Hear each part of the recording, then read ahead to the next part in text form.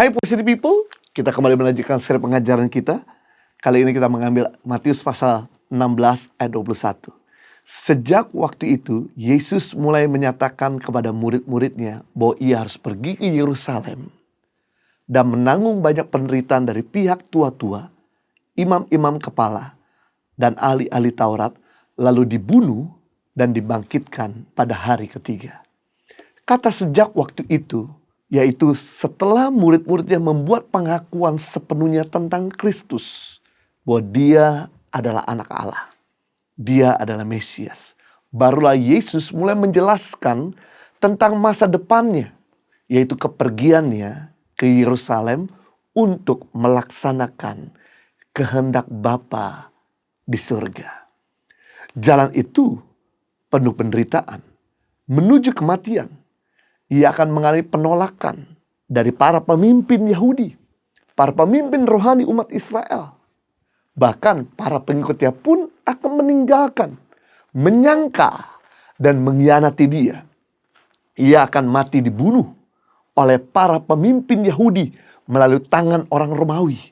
Tetapi ia bangkit pada hari yang ketiga. Ini kronologis kehidupan Yesus, di mana dia lahir di Bethlehem, tinggal di Bethlehem 2 tahun. Kemudian dia pergi lari dari kejaran Raja Herodes, tinggal di Mesir selama 4 tahun. Di usia 6 tahun setelah Herodes mati, kemudian Yesus dibawa oleh Yusuf dan Maria pergi ke kotanya, yaitu di Nazaret. Tinggal di Nazaret 26 tahun. Yesus membantu Yusuf, harus membantu orang tuanya, membantu saudara-saudaranya.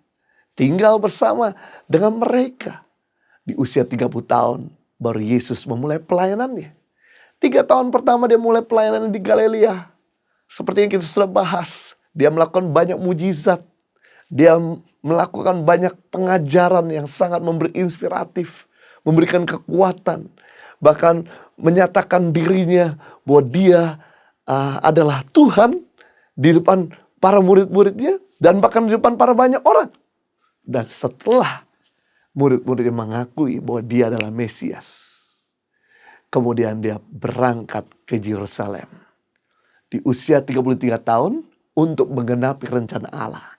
Jadi 6 bulan dia di Yerusalem dan dia mati di sana. Tapi bukan mati saja, tapi dia bangkit di hari ketiga. Jadi dia pergi ke Yerusalem, kota suci, bukan untuk berziarah, bukan untuk jalan-jalan.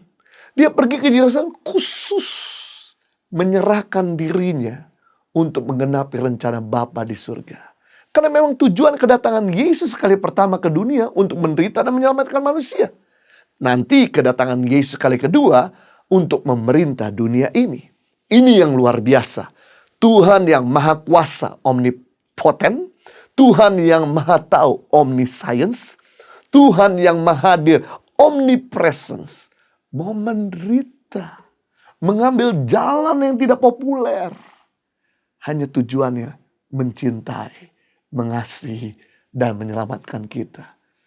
Dia bisa saja sebetulnya lari dari Yerusalem, pergi ke kota yang lain, ke negara yang lain. Seperti Yunus pergi dari kota Niniwe ke Tarsis.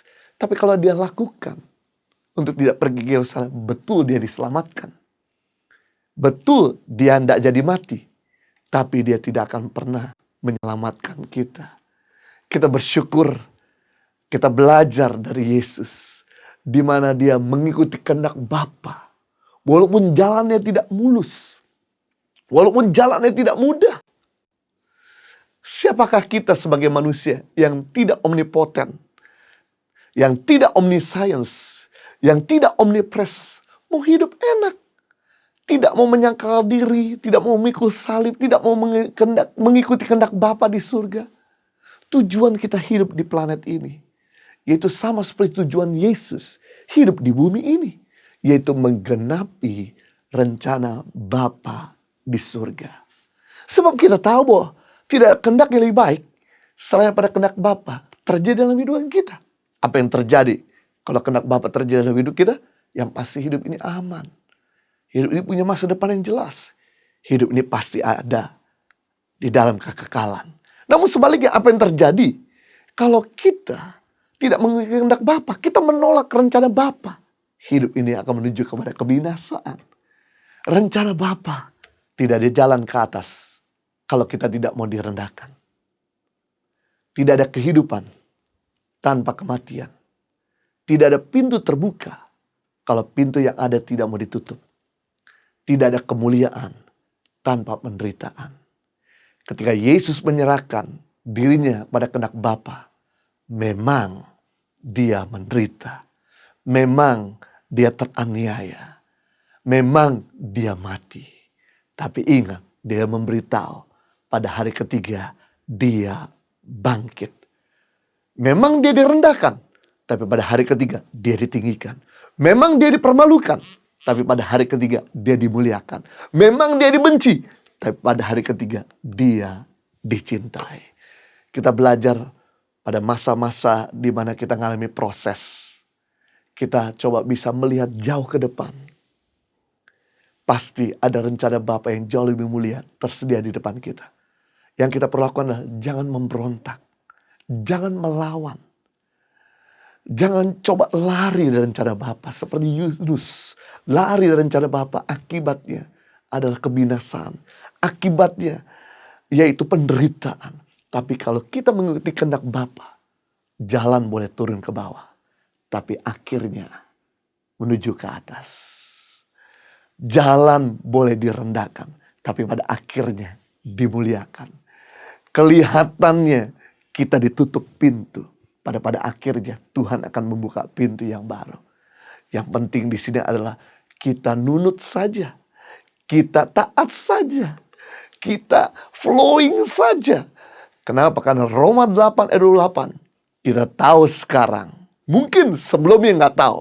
Nanti pada akhirnya kita tahu sekarang bahwa Allah turut bekerja dalam segala sesuatu untuk mendatangkan kebaikan bagi mereka yang mengasihi Dia, yang terpanggil sesuai dengan rencananya. Kata Allah turut bekerja yaitu synergio, yang artinya sinergi, gabungan antara rencana Tuhan, kebaikan Tuhan terjadi dalam kehidupan kita. Gabungan antara masalah dengan rencana Tuhan yang akhirnya adalah kebaikan.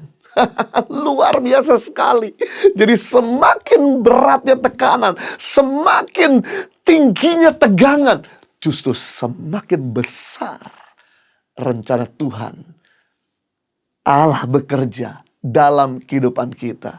Itu sebabnya Yusuf menyimpulkan di akhir kehidupannya, manusia boleh merencanakan yang jahat dalam kehidupan saya, tapi Tuhan mengubahnya menjadi kebaikan. Jadi percaya, kalau kita sedang mengalami di mana dijahatin orang, mungkin dijahati pemimpinmu, mungkin dijahati teman baikmu, mungkin kau dijahati sama orang di bawahmu. Tapi ketika kita tidak memberontak, kita ngikuti kehendak Bapa, maka kita akan melihat rencana Bapa yang jauh lebih mulia tersedia di depan kita. Live a better life. God bless you.